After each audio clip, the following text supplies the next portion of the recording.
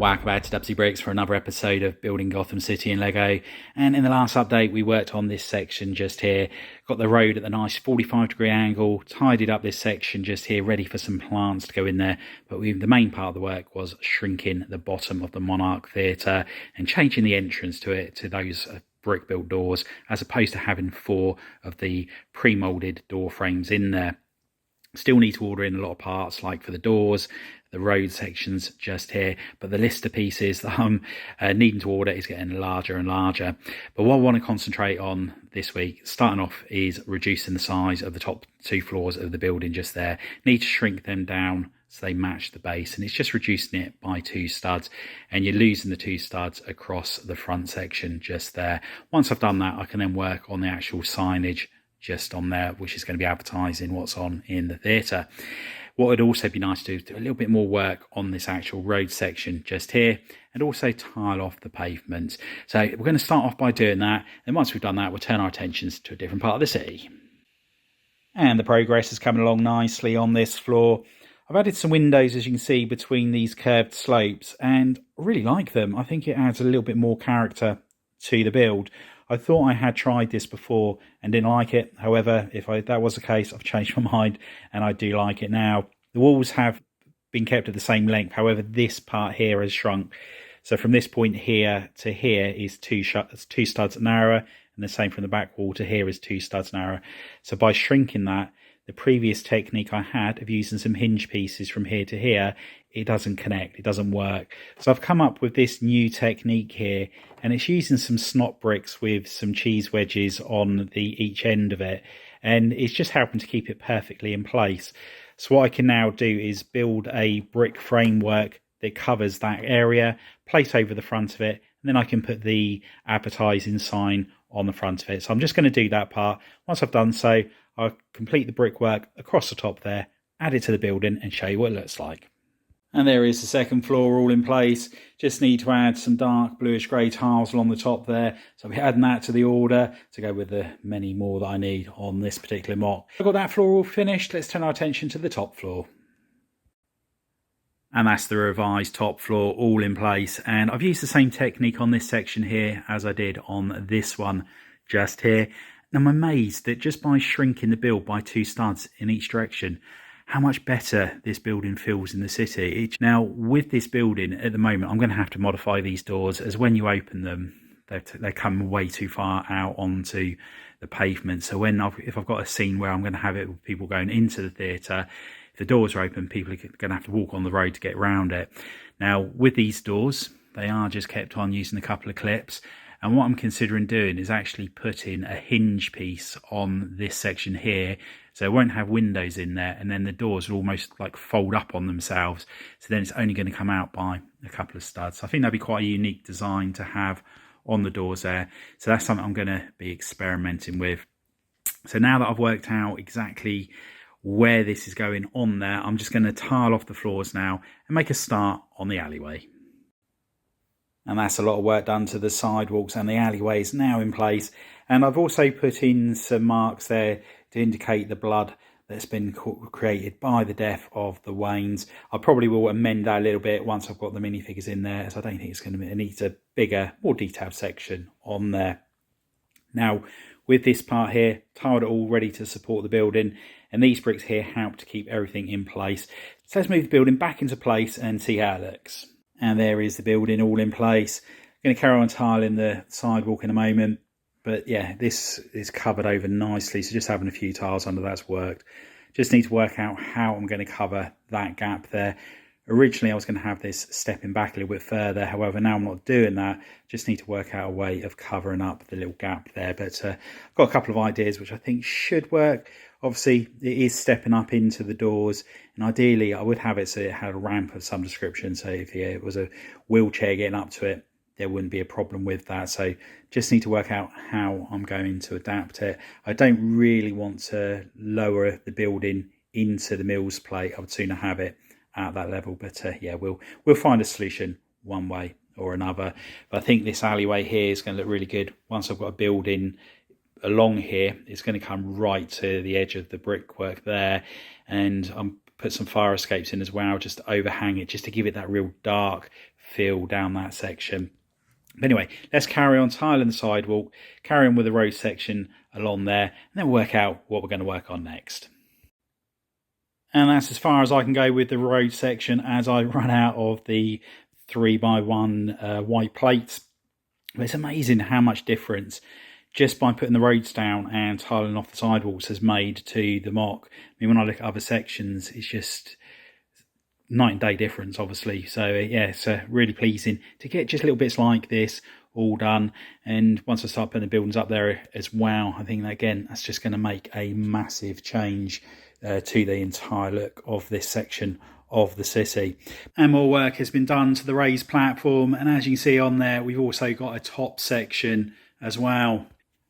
And on the top here, we've just got a normal mills plate. So you've got a base plate, a brick, and a level of plate, and that equates to the same as 1 brick and 2 plates on a normal plate here. And when you put them together, it's nice and flush. So I can just join these 2 sections together, and that'll keep that in place.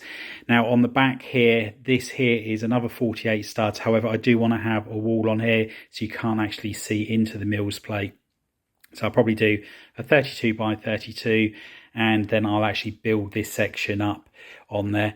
It doesn't really need to, I don't really need to get access to there, as I'll be able to get access through this section here and also through the tunnel section. So what I'm going to do now is just concentrate on the next base plate just there, start building the wall up as far as I can. I'm still waiting for the inverted slopes to arrive, but fingers crossed they won't be much longer. And here is the next section, as far as I can go with the pieces available, just waiting for the inverted slopes as I've mentioned before. So once I've got those, I can build this up to the correct height, and that'll be this section all job done. I'll try to put as many support pieces across here as possible to help take the weight of the mills plate that's going on across the top, and obviously drop this part as well for the track just to sit in. But let's move this over to the city and see how the raised platform's looking now. And there's the next section all in place, and there's been a slight miscalculation. I've gone a brick too high on the inverted slope, so I just need to amend that. Luckily enough, it is a very quick and a very easy fix to do, so we'll get that all amended. But this is proving to be very part intensive.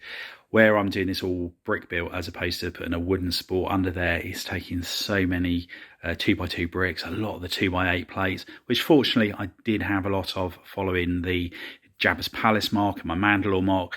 So yeah, those parts are coming to good use once again. And as I mentioned a little while back, these structures here, they're so close together, and I'm stretching those out now. So I will be freeing up a lot of bricks further down the line. So as I'm going along, I'm not having to get too many more support bricks in, but the plates, that is something I may have to get more of. Now, it will be nice getting this entire section plated off, so I will make the amendments on that very, very soon. It's only a case of swapping a couple of bricks over. But I do need to work on this section at the back here. I need to get the support structure ready to take the weight of the platform above. Now that I've got this platform all in place here, I can start to prototype the support structure for the raised train line. So I just need to work out how much clearance I need over the road. That'll give me the height of the train line on the raised platform. And then once we've done that, I can start working on the structures that's going to be going over this side as well. So yeah, that's something I'm really excited for, because I think adding that train line is really going to add so much character to this city and make it look so much more Gotham-y. Now with this section along here, I will be adding more details to that. So whether I put some gargoyles on here, there is going to be an additional wall on the top to stop the minifigures from falling off, so it's not just a sheer drop on there. So that's going to be a couple of bricks high. So I may put some little gargoyles or grotesques along here just to give it that more Gotham-like feel. But yeah, really happy with how this is coming along.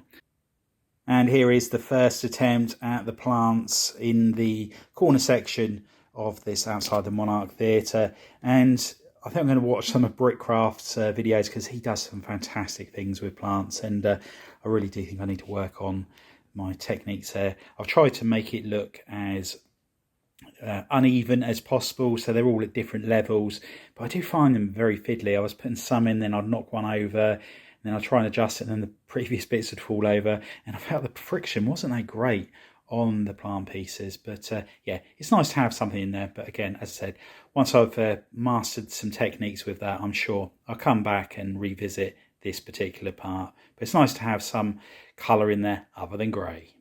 Whilst I wait for parts to come in from Lego for the Flatiron-esque building, for the Joker's Funhouse, for the Monarch Theatre and everything else, I thought I'd turn my attention back to the cranes and the dock area. I have received the wheels here, which I'm going to be putting on the bottom of the crane there. So I thought, let's get that section all sorted out. It's going to need me to tidy up this entire docks area, which would be nice. Now, by using the wheels I've just shown you there, these I'm going to be putting so that there is just a groove of 1 stud deep along this edge here. I'm going to put the wheels so they're in there, and the groove will stop the cranes from veering to the left and right. So I'm going to make it the wheels are lower on this side of the crane as opposed to the other. That way I don't need to put a groove in the road section here, so when vehicles come in there's not a dip in the road and it'll be nice and smooth. So let's first of all make the amendments to the cranes and then remove the train tracks that are along there and put a tile in the bottom. So basically there's very little sort of change I need to make. It is just replacing that one part all the way along here. This road section I can leave as it is, which is really good news. And yeah, just carry on building it along here. So I will strip off the filler plate underneath here and those tiles, continue the road along, probably till around about the end of this warehouse here. And yeah, that should do the trick. Once I've done that, I can then concentrate on sorting this area out here. Since I moved the pier down to there, I no longer need this cut out section, so I will just re-extend that back along there. So let's make those amendments, and once I've done so, I'll check back in and show you what it looks like. And a little bit of progress here on the dock front. So we've built the brick road all the way along, filled in the corner section there where the pier originally was, and we are having some sort of like head scratching moments here just with this road section alone. And something so simple as this, the length of this road here is stud wise is exactly the same as the hole that it's sitting within. However, when we get to the end here, there's a gap and it's about 1/4 of a stud. So this doesn't actually fit in here snugly like it should. And this is something we've had problems with before when we've been building the Arkham Asylum, when I did my Wayne Manor. And it's a case of when you're using a lot of smaller bricks, whether they're 2x1s or 3x1s, when you put them together, the lengths are not the same as when you put them on a base plate. And I'm still totally baffled by it. I would have thought that if you've got a lot of smaller bricks together, there is obviously this small gap that you get between them, that they wouldn't fit in the sense that it would be too big, but not too small. So yeah, totally baffled as to why when you put a large quantity of them together, you get gaps like that. But yeah, one day I might find out the answer. But yeah, won't hold my breath on that one. Anyway, now that we've got the road all down, the corner all built up, what I'm going to do now is just tile inside the little trench bit we've got there, ready for the wheel to sit in there, finish tiling this part off there, and then we'll start making the amendments to the bottom of the cranes. And there are the wheels on the bottom of the cranes, and they go along there nice and smoothly now. And it's nice to know that I don't have to put the groove in the road as well. Just that one track is enough to stop the cranes from moving to the left and right. And I have made a couple of amendments to the cranes. I've put the stripes on the front there, and I've also managed to get a few more pieces in to do the actual hook section on there as well. Now, the only problem with these cranes are that that's as long a chain as you can get, so it's not quite long enough. So whether or not I've sort of connect two together or not, I'm not sure. This is, at the end of the day, only there for the visual, the decorative side. That it's not a play feature as such. I'll probably just leave it as it is. I might get an extra chain piece and just wrap it round the actual top section just to make it look like there's a lot more chain on there than there actually is. But I will eventually just have one of the containers hanging from the crane as it's being offloaded of the ship once we make that part as well. But yeah, it's nice to start getting this section all tidied up a little bit. I am considering doing a little bit more work on it. I'm not sure that I like that perfect right angle on the corner there. Whether I build it out a little bit more, I'm not sure. But again, it's one of those things. There's no rush. I can just sort it out at a later stage. Anyway, that's all we have time for. Hope you've enjoyed the update. If you have, please remember to give us a big thumbs up. If you haven't already done so, please consider subscribing to the channel and hit that notification bell so you don't miss any future content on the channel. And if you know anybody else you think would be interested in building Gotham in Lego, if you could share the channel with them, it'd be much appreciated. Anyway, thanks for popping on by, and I'll see you next time. Bye for now.